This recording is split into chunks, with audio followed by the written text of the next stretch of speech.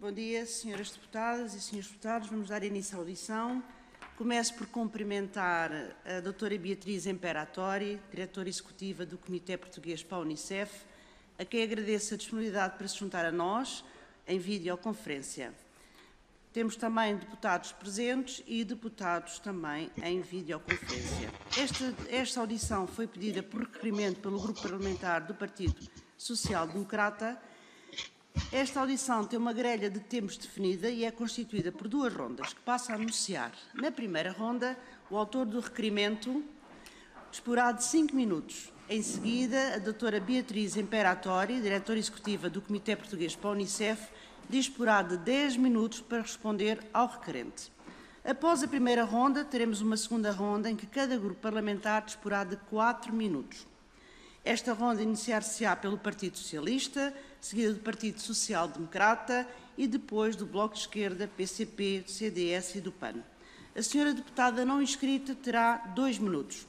Após a ronda dos grupos parlamentares, a diretora executiva do Comitê Português para a Unicef disporá de 20 minutos para responder às questões colocadas pelos diferentes grupos parlamentares.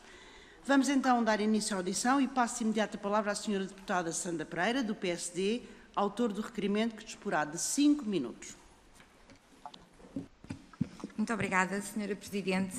Quero, antes de mais, cumprimentar a doutora Beatriz Imperatori, diretora executiva do Comitê para a Unicef, e queria dizer que o Grupo Parlamentar do PSD entendeu oportuno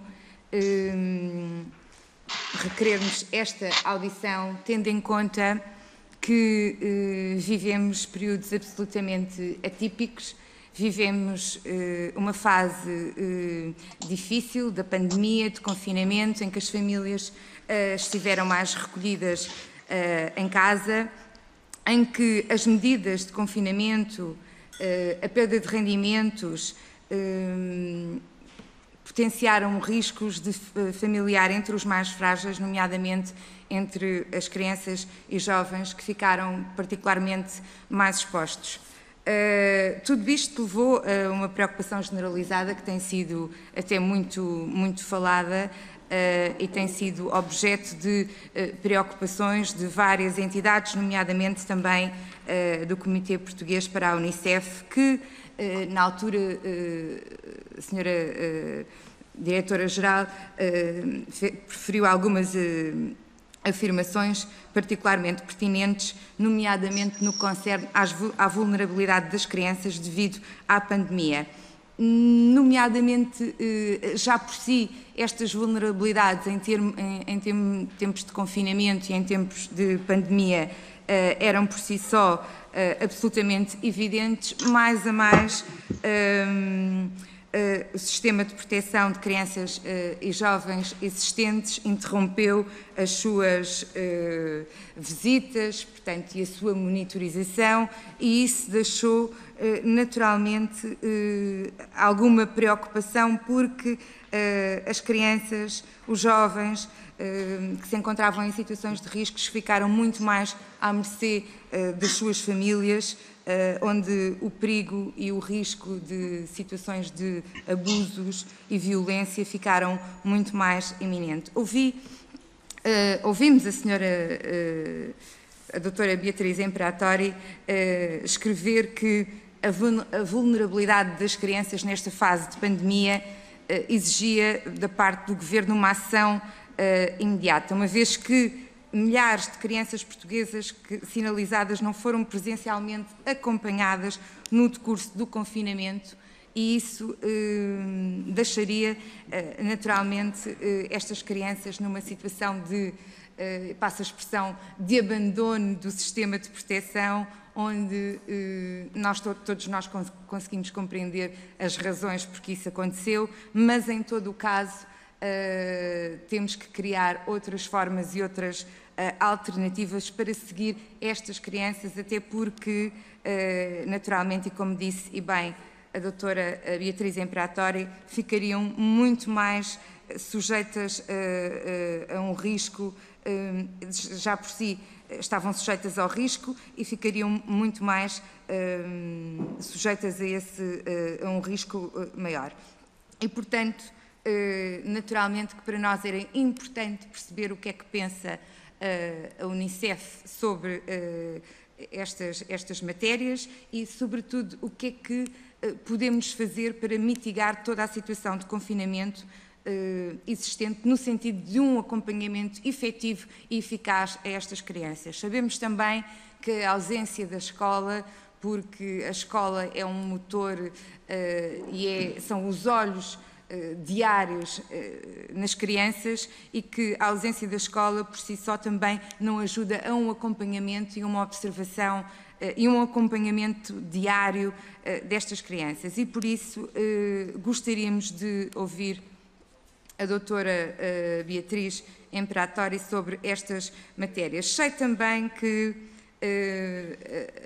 a Unicef e a doutora Beatriz pediram, nomeadamente, que o Governo definisse uma estratégia para o sistema de proteção e jovens e, nomeadamente, que considerasse prioritária a realização de uma avaliação sistémica, independentemente da própria capacidade do sistema de proteção para responder a esta atual situação, à atual situação de pandemia e situações futuras que não são assim tão futuras, porque, infelizmente, a pandemia ainda não acabou e, portanto, ainda estamos a lidar com ela e, infelizmente, ainda não conseguimos dizer no futuro como é que vamos lidar com ela. E, portanto, por forma a conseguirmos todos estratégias mais eficazes no âmbito da pandemia, gostaríamos de saber quais são, nomeadamente, que estratégias é que propõem deste sistema de avaliação sistémica para o acompanhamento destas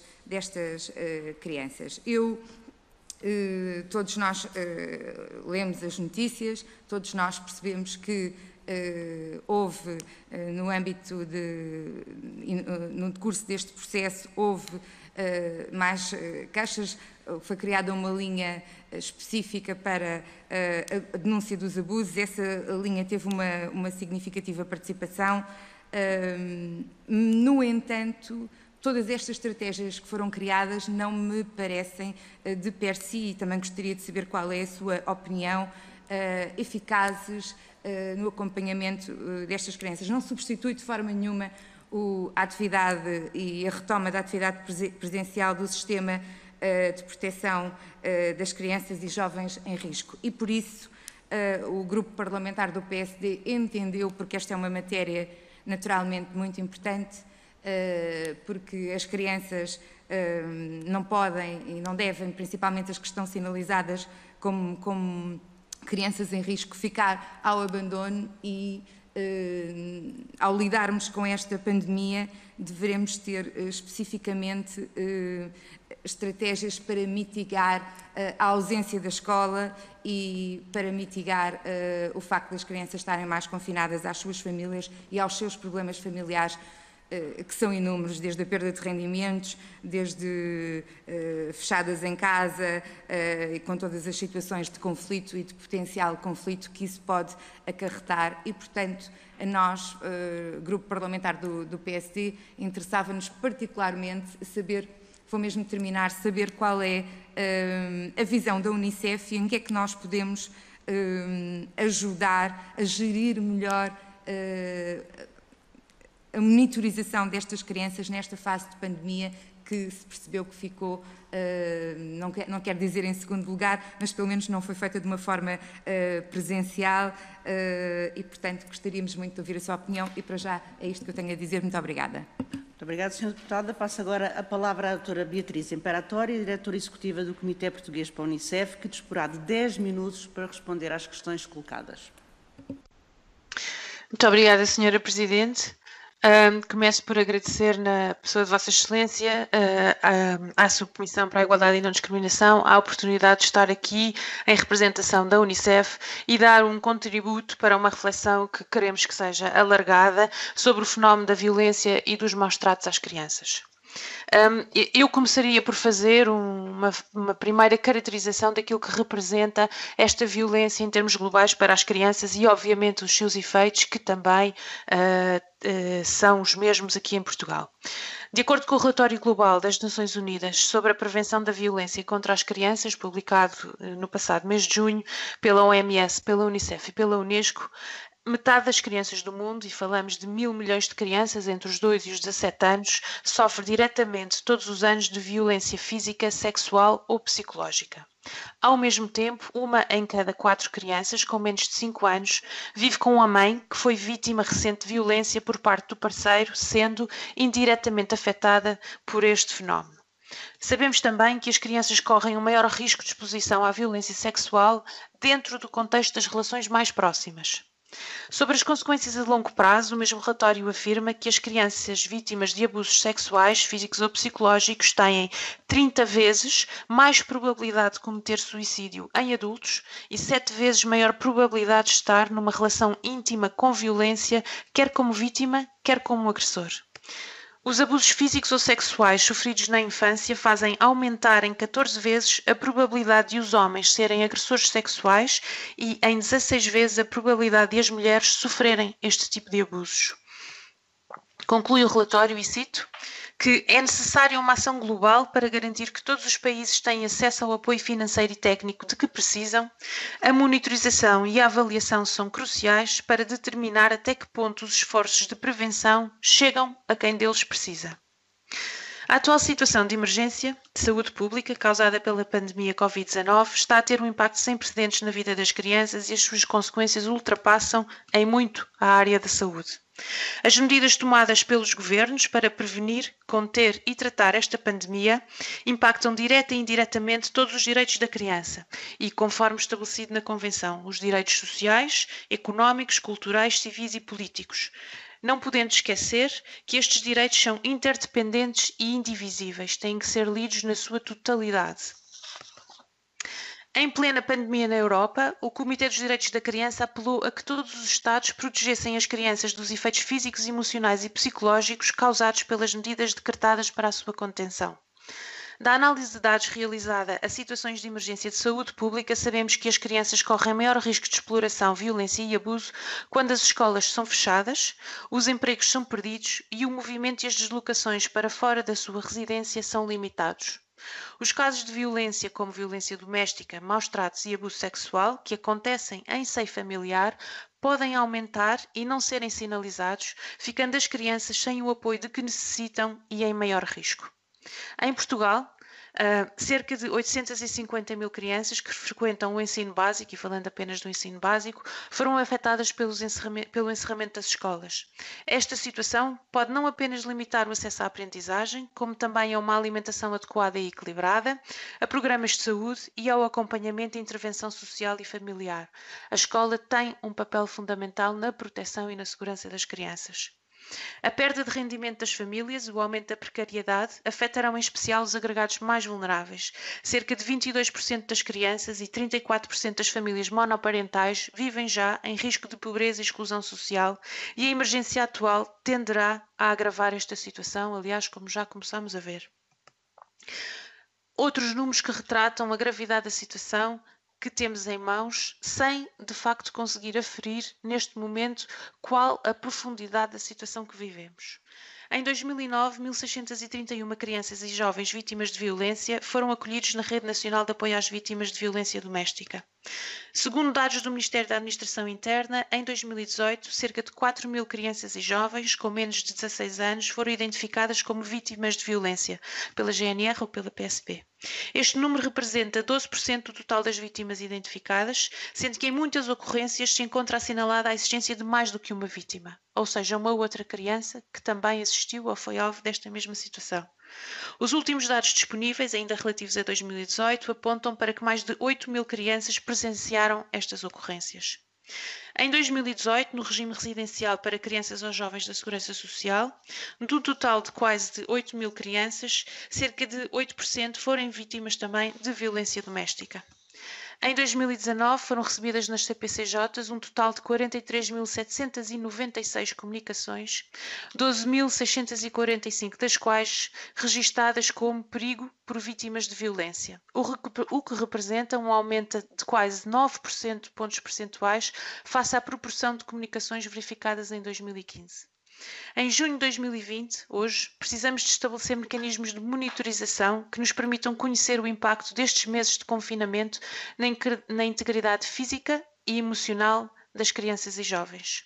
Urge, pois, atuar para melhorar o nosso sistema de proteção e um dos pilares fundamentais deste sistema é também o da qualidade da informação para uma tomada de decisão esclarecida e fundamentada. Esta preocupação, a da melhoria da informação estatística, foi alvo de recomendação específica pelo Comitê dos Direitos da Criança nas observações finais que fez ao Estado português em setembro do ano passado.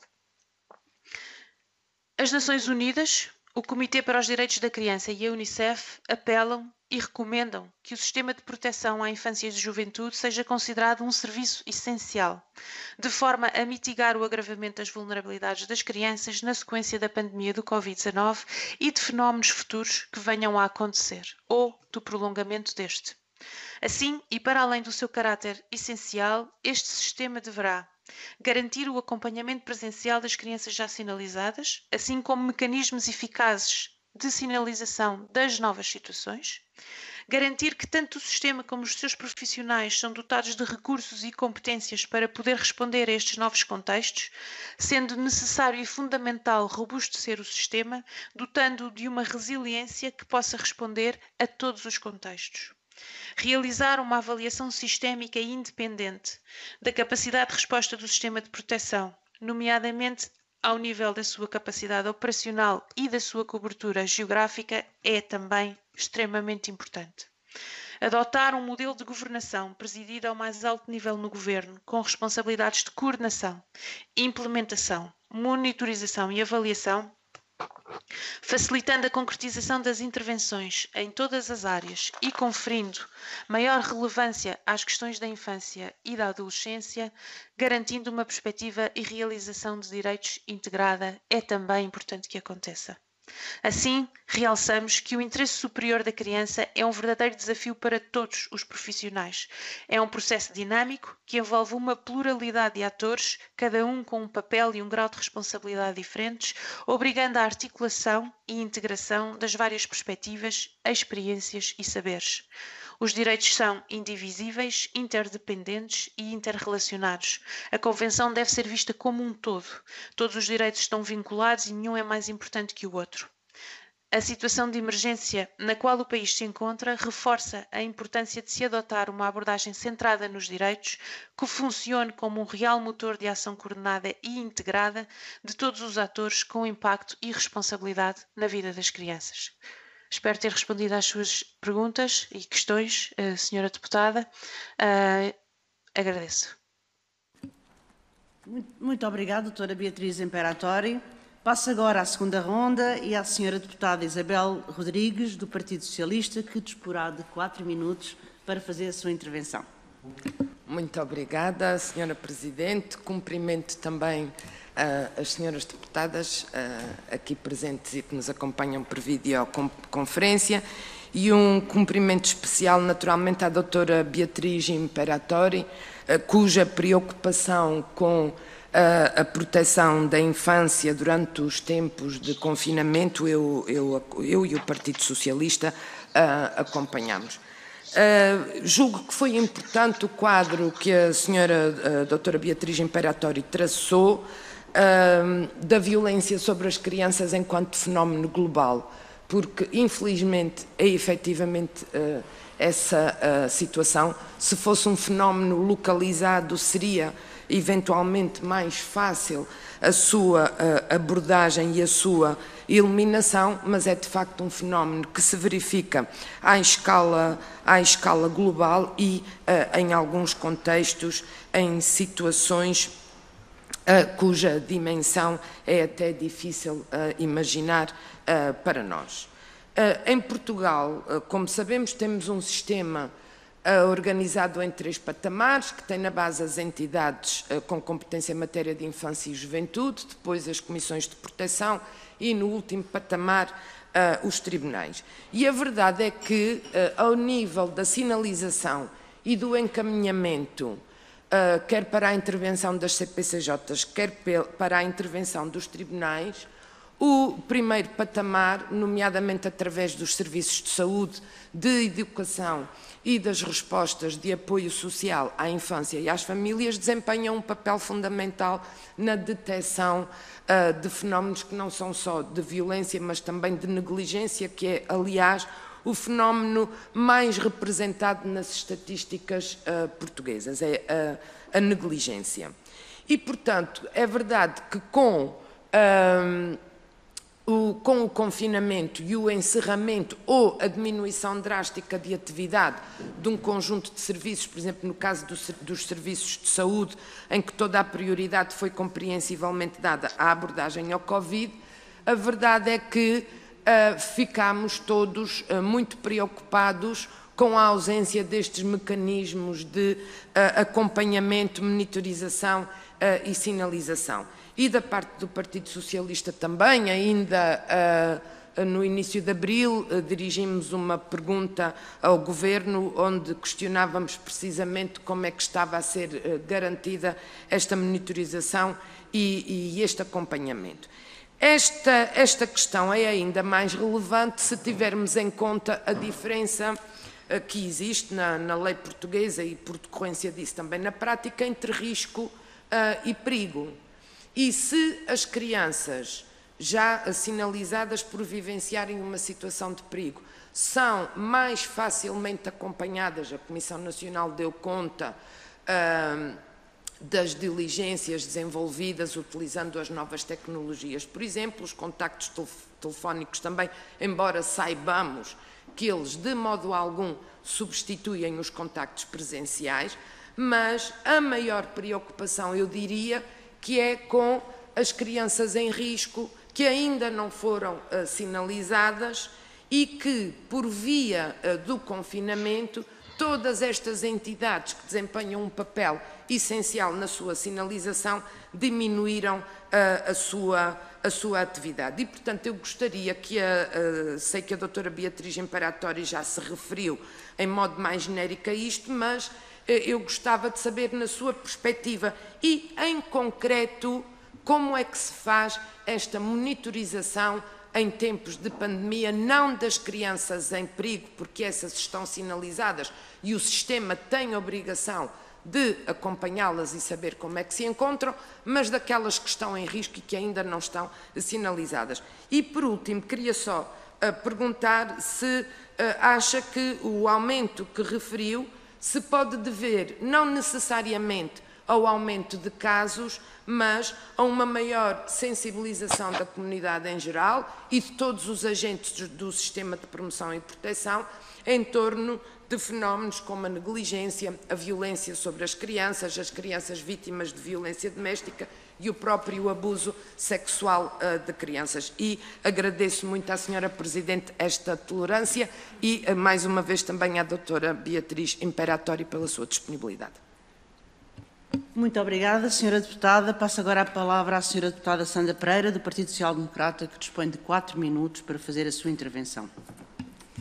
Sim, muito obrigada, Sra. Presidente. Quero só agradecer também aqui a visão geral que a doutora Beatriz Imperatori nos deu relativamente à violência das crianças. Todos nós sabemos que as crianças são particularmente vulneráveis em qualquer situação e, portanto, em situação de pandemia, naturalmente que a sua vulnerabilidade é naturalmente acrescida.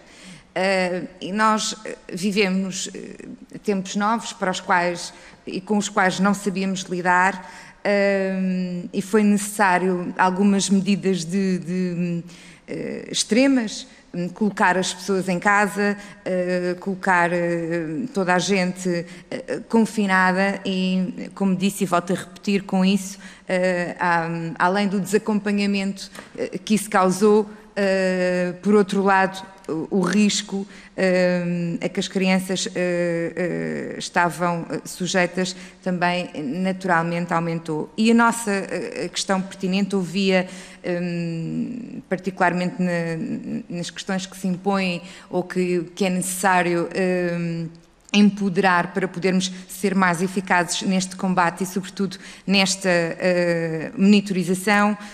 E sei, até porque já tinha lido declarações suas nesse sentido, considera naturalmente imprescindível o acompanhamento presencial, mas eu queria perguntar-lhe que, em tempos de pandemia, que, como disse e repito, não acabaram, não sabemos ainda que medidas é que podemos ter pela frente, esperemos que não um confinamento tão restrito como aquele que tivemos, mas quais são as medidas que a senhora diretora antevê que possam eventualmente, não direi substituir, porque nada se pode substituir, mas se voltarmos a ter uma situação de confinamento restrito como aquela que tivemos, o que é que podemos fazer para suplantar uma diminuição do acompanhamento presencial que poderá estar associado nestas situações? Sei, e volto a repetir, que aquilo que nos diz é que o acompanhamento presencial e a monitorização e as visitas regulares às crianças que estão em risco são imprescindíveis, e eu considero também que sim, mas se tal não puder ocorrer, quais são as estratégias que nós devemos adotar no sentido de acompanhar estas crianças? Depois, também disse que a sua ideia era robustecer o sistema por forma a responder a todos os contextos, e eu gostaria que fosse um bocadinho mais clara nesse sentido. Robustecer o sistema, exatamente em que sentido? Mais meios e mais recursos, nós sabemos e compreendemos, isso é absolutamente necessário, mas estamos a falar aqui de alterações procedimentais, de contratação de pessoas mais especializadas. Qual é, na sua ideia, as medidas que deverão ser tomadas para robustecermos este sistema? E depois, esta pergunta impõe-se, é que, de facto, a escola, e a doutora teve a ocasião de dizer isso e bem, a ausência da escola é a ausência dos olhos diários nas crianças.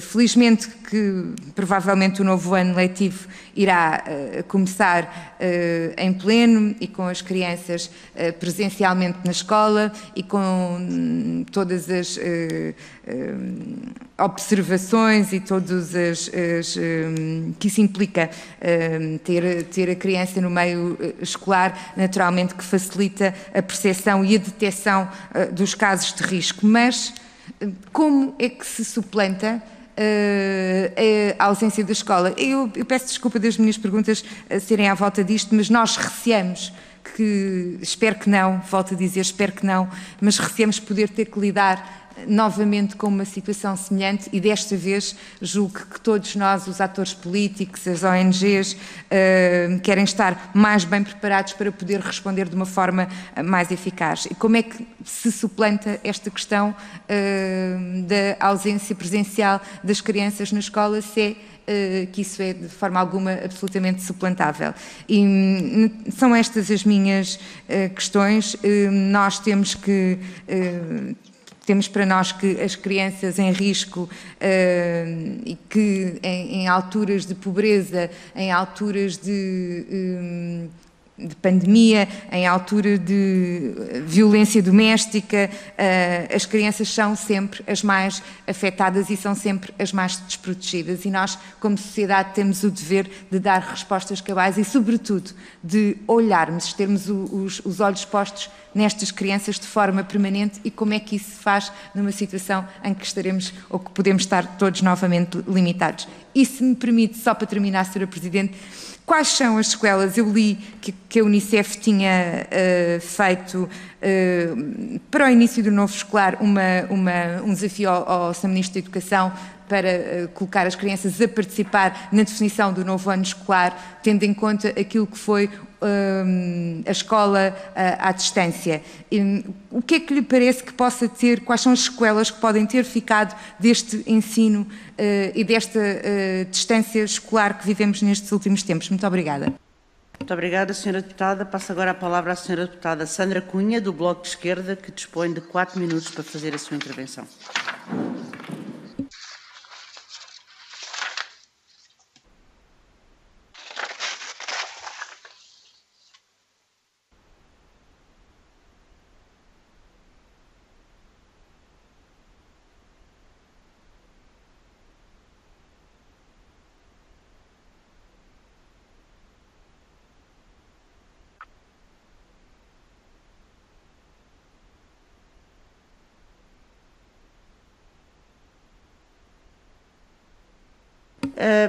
Existe aqui um problema com a ligação. Passamos agora à Sra. Deputada Joacine Catar Moreira, deputada não inscrita, que terá 2 minutos para fazer a sua intervenção.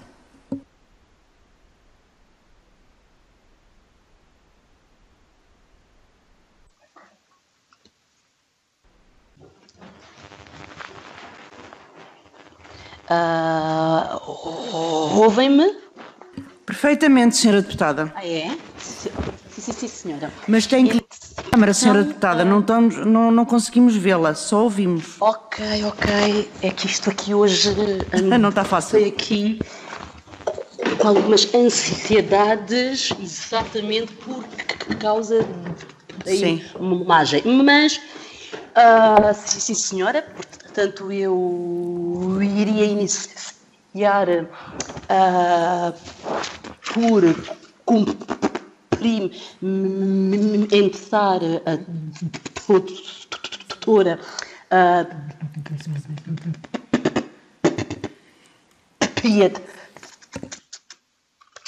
Beatriz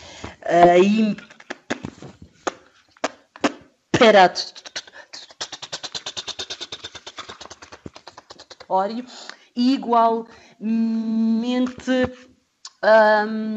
saudar a iniciativa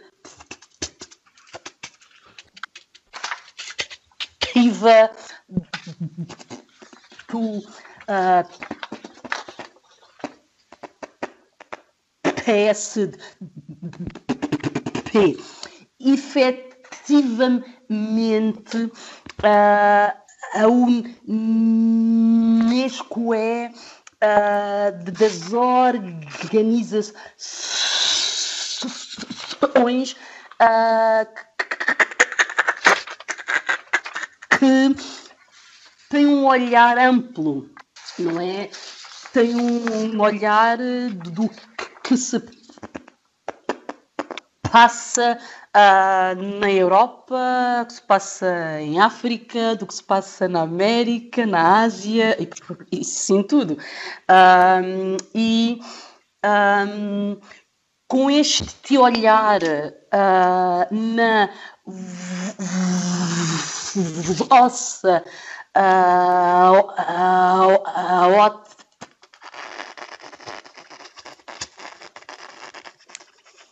ótica, quais é que efetivamente são os desafios gerais, não é?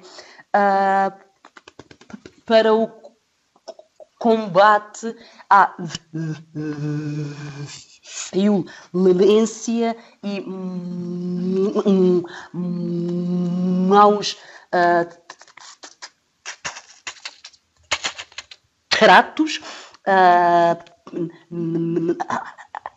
às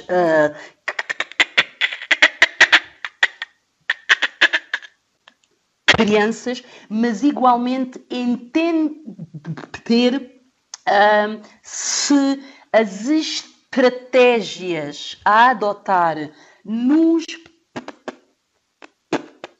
países considerados desenvolvidos num contexto de pandemia, em que há aulas online, em que há ensino à distância, em que não se pode visitar visitar regularmente, em que há um afastamento do Estado e um acompanhamento mais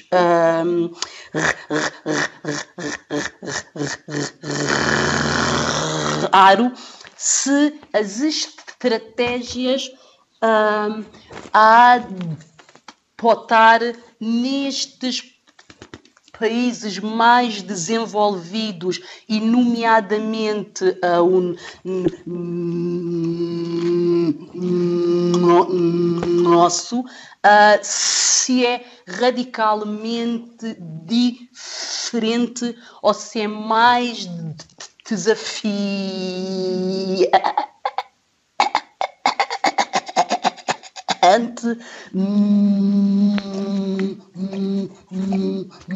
que outros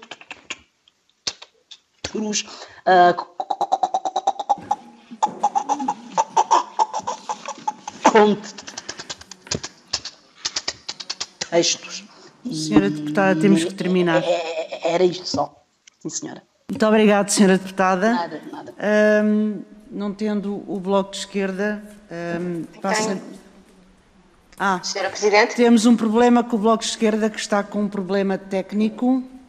Sim, mas não me estão a ouvir agora? Estamos a ouvi-la perfeitamente. E estão-me a ver? Não, a ver não, mas estamos a ouvi-la. Neste momento temos a Senhora Deputada Sandra Cunha, conseguimos ouvi-la, do Bloco de Esquerda. Não sei se quer iniciar a sua intervenção. Sim. Então vamos iniciar a sua intervenção, não sendo visível, mas pelo menos é audível. Pronto, mas pelo menos ouvem-me. Peço imensa desculpa, mas eu estou de facto com problemas nos equipamentos que estou a tentar resolver com os serviços. Tive que recorrer ao telemóvel. Muito bom dia a todas, bom dia Dr. Imperatori, e desde já agradecer o trabalho da Unicef Portugal em prol de todas as crianças. Eu não queria repetir todas as questões que já foram colocadas, nomeadamente relativamente às crianças em risco e em perigo e às soluções para mitigar aquilo que foi o risco e o perigo acrescido que a pandemia trouxe, que todos conhecemos e que já foi bastante bem explanado, mas queria salientar que, para além destas questões das crianças em risco e em perigo, neste momento todos os direitos na sua globalidade das crianças estão em perigo. Já aqui foi falado também a questão do acesso à escola. Não é só o acesso à escola fisicamente, mas também o acesso ao ensino, mesmo à sua distância. Nós continuamos a ter hoje em Portugal crianças que ainda não têm computador. Apesar de se dizer que está tudo articulado e que as escolas fazem esse acompanhamento e que há articulação com outras entidades, há crianças que vão receber computador daqui a uma semana, portanto, quando a escola termina. Crianças especialmente de comunidades migrantes, de famílias monoparentais, de pessoas que não têm qualquer possibilidade, de pessoas com iliteracia também, especialmente informática, de mães que trabalham e que não estiveram em layoff e que estiveram a continuar a trabalhar e que se levantam às 6 da manhã e que a junta de freguesia, por exemplo, o único momento para receber as pessoas e para entregar computadores e para falar com as pessoas e para resolver a situação, portanto, os serviços sociais da junta de freguesia, o único momento que têm é uma sexta-feira, horário laboral. Ora, para estas pessoas é completamente impossível. Eu só estou a dar este exemplo para salientar que, para além da monitorização do acompanhamento, é preciso de facto articulação e é preciso agilizar procedimentos e não ficar preso em burocracias, porque não estamos em período normal, não é? Este é um período excepcional, é uma situação excepcional e, portanto, há que ter respostas criativas e respostas também excepcionais e agilização de procedimentos para responder a estas necessidades. Mas, enfim, para além destas questões, são também os riscos da pobreza, da exclusão social, são os riscos do acesso à habitação por via da quebra dos rendimentos dos pais. Todos os direitos das crianças estão em perigo. E por isso, para além de tudo isto, que é o acompanhamento, que é a monitorização, que é a articulação entre entidades, é preciso que as políticas públicas de resposta à crise económica e social tenham esta perspectiva da infância. E, portanto, quando se pensa em garantir salários, em garantir o emprego, em garantir habitação, está-se a proteger os direitos das crianças e, portanto, enfim, era só referir isto porque acho que é importante lembrar que os direitos das crianças vão para além daqueles que são, evidentemente, os mais prementes, que são os direitos à sua integridade física, evidentemente, e à sua proteção. Mas eu queria só colocar aqui uma questão que tem a ver com outra situação e que tem a ver com as situações dos casamentos infantis e forçados e de mutilação genital feminina, porque o relatório estatístico do Asilo 2020, do Observatório das Migrações, dá conta de 20 e qualquer coisa pedidos de asilo internacional com necessidade de proteção internacional, aliás, relativo precisamente a estas questões de casamento forçado, casamento infantil, de mutilação genital feminina, e o que eu queria perguntar era qual é o ponto da situação destes pedidos que foram feitos, enfim, se a Unicef acompanha, porque muitos deles tinham crianças. Aliás, houve duas crianças que foram retiradas no final do ano passado em Portugal, a residir em Portugal, foram retiradas à família por correrem o risco de serem submetidas à mutilação genital feminina, e esta foi uma situação que foi detectada logo no hospital quando uma das crianças nasceu. Haveria uma outra criança mais velha que estaria em risco ainda, e portanto, se a Unicef sabe o que é que aconteceu a estes casos, como é que estas situações são acompanhadas aqui em Portugal, porque temos de facto alguns focos com várias populações migrantes de países da Guiné-Bissau, da Guiné-Conakry, do Senegal, onde estas práticas são, enfim, prática corrente. Aquilo que queria perguntar é com que acompanhamento é que é feito, se há este conhecimento, o que é que está efetivamente a ser feito nesta situação, e também só uma última coisa que tem a ver com o trabalho infantil. Se tem tido algum tipo de reporte sobre aumento de trabalho infantil, isto tem acontecido um bocadinho a nível internacional, mas em Portugal também já há alguns indícios de que existe recurso ao trabalho infantil neste momento, especialmente na área da restauração. Muito obrigada. Senhora Deputada, passo agora a palavra à doutora Beatriz Imperatori, que disporá até 20 minutos para responder às questões colocadas pelos diferentes grupos parlamentares. Muito obrigada, Senhora Presidente, muito obrigada, Senhoras Deputadas, pelas vossas perguntas. Eu começaria então por responder às questões da Senhora Deputada Isabel Rodrigues, do PS.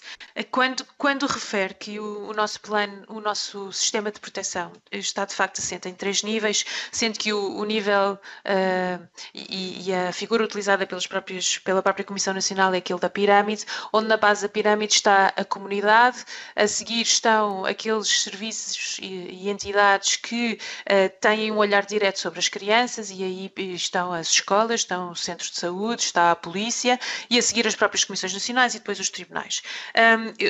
O que aconteceu durante a pandemia foi de facto que a base desta pirâmide colapsou. Ou seja, não só a comunidade, por estar confinada, deixou de ter aquele olhar normal sobre as crianças, como também as escolas, os centros de saúde e a própria polícia deixaram de acompanhar as crianças porque deixaram de as ver e de ter o contacto direto com elas como era habitual. E o que acontece então é que era fundamental que as próprias comissões, as CPCJs locais, tivessem uma possibilidade, ou uma capacidade, mais que a possibilidade existe, a capacidade é que não existiu, de acompanhar presencialmente e substituir estas duas primeiras linhas de ação ou de resposta sobre estas crianças. O O que nos preocupa, de facto, é, por um lado, pensarmos que a comunidade tem uma responsabilidade primeira sobre estas crianças, não tem. A obrigação é do Estado e quem deve ter uma resposta de forma a garantir a proteção destas crianças é o Estado e não a comunidade. E, portanto, nós não podemos transmitir esta responsabilidade. Esta responsabilidade é inerente ao Estado e é ele que deve assegurar os recursos para a sua resposta. Quando nós temos esta ausência das crianças da escola, também nos podemos perguntar se esta ausência é inevitável. Ou seja, e a Unicef disse várias vezes que a prova de que é tão importante fechar as escolas ainda não é irrefutável. E sendo que, evidentemente, vivemos um momento onde não existe conhecimento e, portanto, é com a experiência que vamos ganhando a certeza da bondade e da eficácia das soluções que preconizamos, também é verdade que devemos ter sempre um olhar atento sobre se essas soluções são de facto as melhores ou não. Teremos que pensar e analisar se o fecho destas escolas generalizado e o acesso das crianças à escola generalizado e quando ponderado foi de facto a melhor solução. E podemos pensar se não existem soluções, eu diria mistas, de ensino que não só acolha as crianças, por exemplo, dos profissionais que foram considerados profissionais de primeira linha, porque houve escolas de referência que o fizeram. Houve também escolas e continuam com essa preocupação de continuar a oferecer refeições diárias a estas crianças, algumas mesmo às famílias das crianças, mas podemos perguntar-nos se as escolas também não devem elas próprias acolher já todas as crianças sinalizadas. E porquê é que isto não pode acontecer? Se elas estão abertas, são de referência e já recebem crianças.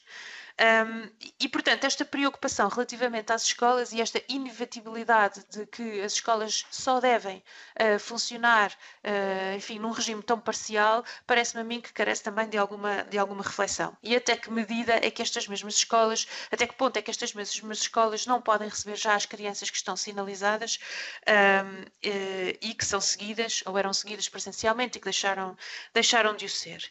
Referiu também a questão dos contactos telefónicos.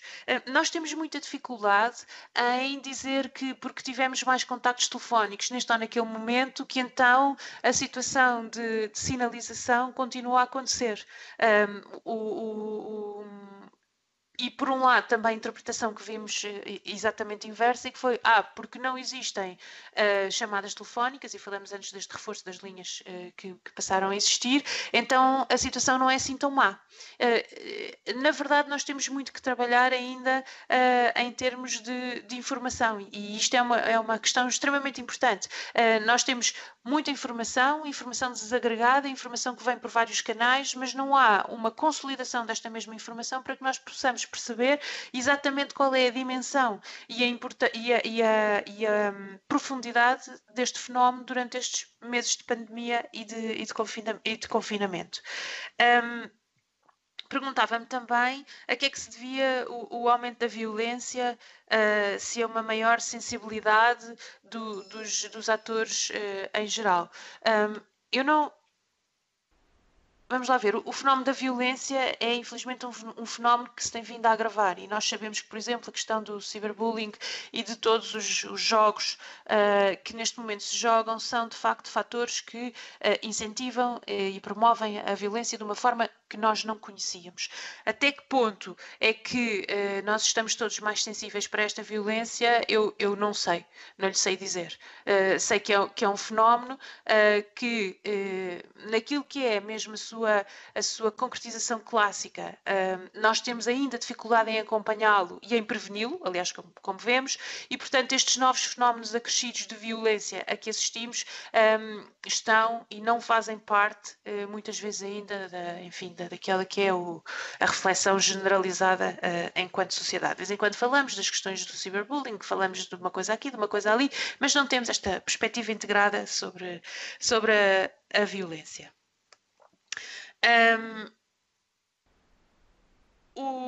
E eu penso que respondi às suas questões. Passava agora às questões da senhora deputada Sandra Pereira, do PSD, a quem agradeço mais uma vez esta reflexão e esta provocação, no bom sentido. Perguntava-me, este acompanhamento presencial, como é que se poderia fazer? Que medidas é que podem substituir ou mitigar a redução do acompanhamento presencial?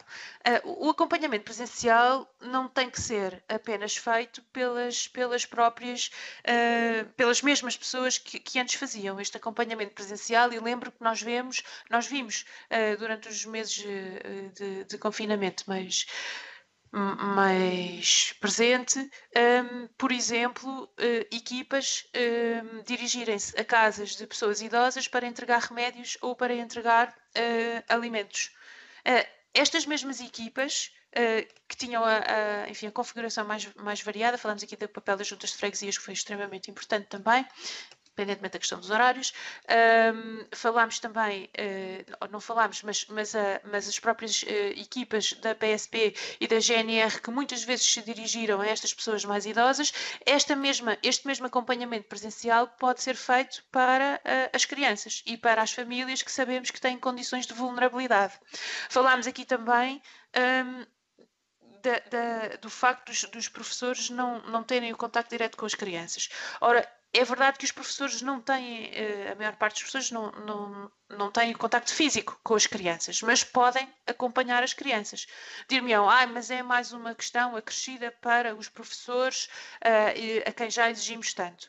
É verdade, mas nós também sabemos que durante a pandemia e naquilo que diz respeito à aprendizagem destas crianças, nós tínhamos a possibilidade, porque o nosso currículo nos dá essa possibilidade de alguma forma fomentar outro tipo de aprendizagem e, portanto, de alterar, não lhe vou dizer alterar o currículo, mas de incentivar a que as próprias crianças e a dinâmica das aulas e da aprendizagem fosse diferente. A dinâmica é essa que pode permitir uma relação diferente com aquelas crianças que os professores conhecem perfeitamente e sabem de onde é que vêm, qual é o seu meio, e sabem e podem antever qual a vulnerabilidade acrescida a que estas crianças podem estar sujeitas. Falámos aqui da questão da habitação ou da questão dos rendimentos. Os professores conhecem os seus alunos e sabem quais são aqueles que podem apresentar sinais de menos concentração, ou uma agitação excessiva, ou um alheamento,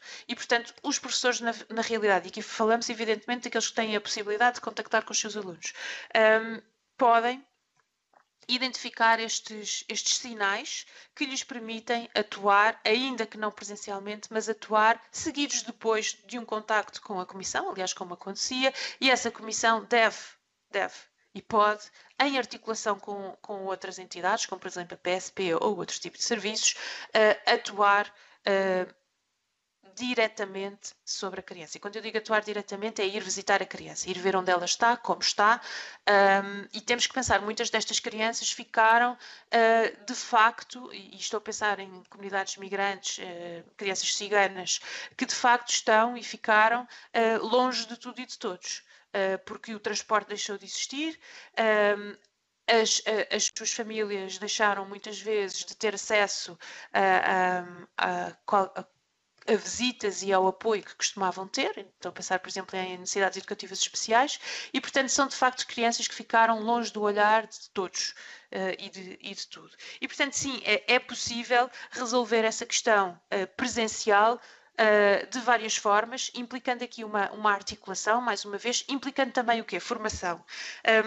Há aqui duas questões relativamente e agora falando da questão de como robustecer este sistema.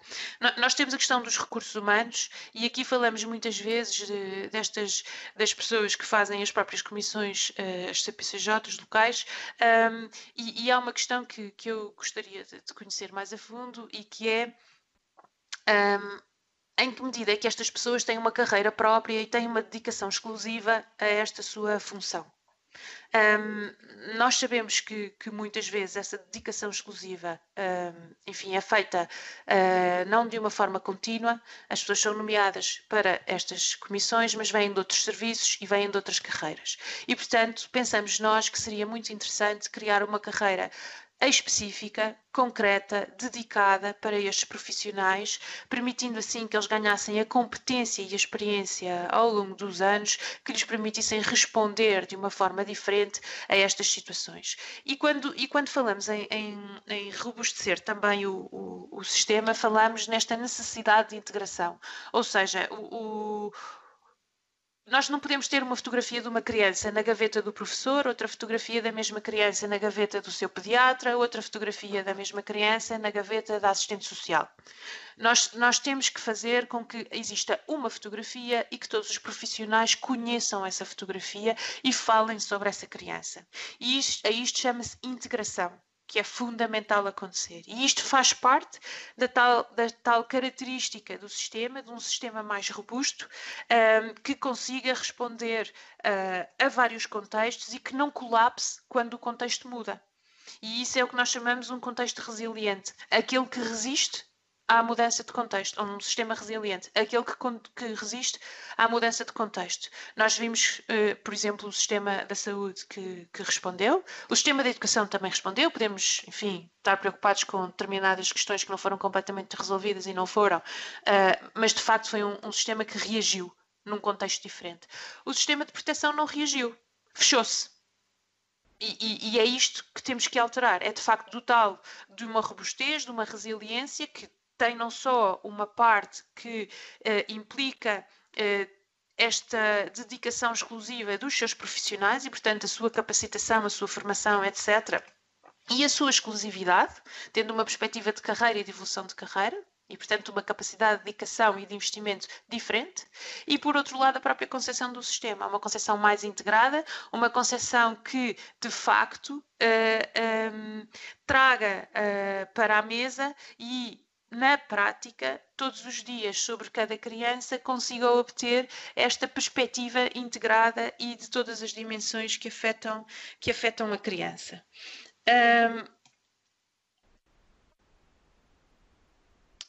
Perguntava-me também que sequelas pode deixar este ensino à distância. Bem, eu diria que, primeiro que tudo,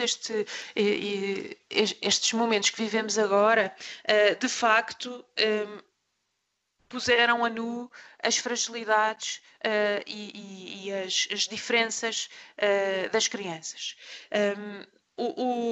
A escola deve ser e é um instrumento único que dá a oportunidade a todas as crianças, não do início, ou seja, crianças que nasceram em meios e ambientes diferentes têm uma oportunidade única na escola para sair todas elas, queremos nós, com as mesmas oportunidades no fim da escola.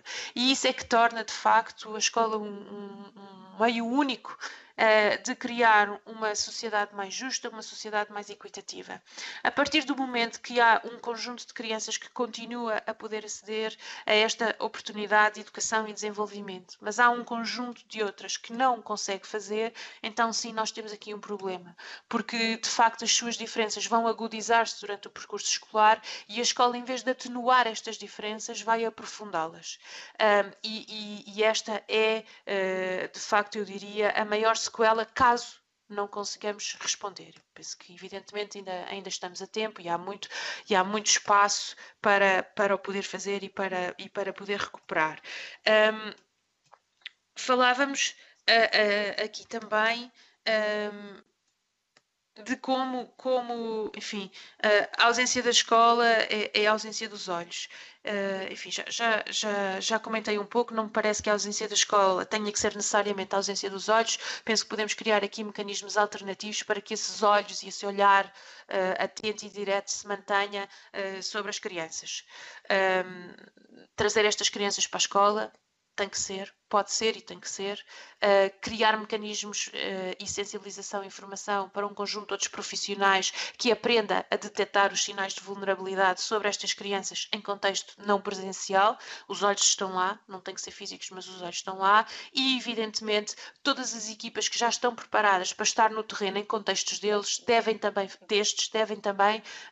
visitar e acompanhar estas crianças e estas famílias que estão e ficaram arredadas dos nossos olhos. Para que isto aconteça, e é uma das nossas recomendações também, não é só nossa, é também do Comitê dos Direitos da Criança, é fundamental que a Comissão Nacional que existe neste momento, e vou chamar à Comissão Nacional um barco, e um barco já muito completo nas competências que lhe são dadas, era fundamental que este barco estivesse ancorado num ministério, ou, enfim, numa função governativa que lhe permitisse ter um olhar integrado sobre todas as dimensões da criança. Na realidade, esta Comissão Nacional está ancorada no Ministério do Trabalho e da Segurança Social. Não é... E não é porque este Ministério, se estivesse no Ministério da Justiça diríamos exatamente a mesma coisa, se estivesse no Ministério da Saúde a mesma coisa, na Educação a mesma coisa. O importante aqui é estar num sítio, termos esta âncora, este barco ancorado num Ministério que permita de facto o acesso a todas as dimensões da criança ou a todos os outros ministérios e que tenha a competência e a capacidade para fazer esta integração e de exigir a todos os atores que tenham este comportamento concertado e integrado sobre as crianças. Nós dissemos e pensamos que o melhor sítio para que esta comissão esteja ancorada é de facto a Presidência do Conselho de Ministros. Passaria agora às questões feitas pela senhora deputada Joacine Catar Moreira, relativamente aos desafios gerais do combate à violência e aos maus tratos e se as estratégias a adotar nos países desenvolvidos em contexto de pandemia são mais desafiantes do que os outros contextos. Os desafios gerais do combate à violência e maus tratos, eu diria que estão diretamente relacionados, e aqui vou falar da agenda dos Objetivos de Desenvolvimento Sustentável, à concretização da agenda de direitos. Ou seja, nós temos por um lado uma convenção, que são a Convenção dos Direitos da Criança, à qual os Estados aderiram, Portugal aderiu, renovou o seu compromisso, aliás, para com esta convenção. E depois nós temos uma agenda de concretização de direitos. E essa agenda não é mais do que a agenda dos Objetivos de Desenvolvimento Sustentável. Concretizando as metas dos Objetivos de Desenvolvimento Sustentável, nós estamos a concretizar a nossa convenção. Estamos a concretizar os direitos das crianças. E, portanto, eu penso que, na realidade, os desafios globais são iguais para todos. Evidentemente, o contexto, a profundidade e a dimensão daquilo que cada país tem que fazer não é igual, mas os desafios na sua natureza são iguais. A erradicação da pobreza, a erradicação da violência infantil, o acesso a uma educação de qualidade, o acesso à saúde, a questão das alterações climáticas.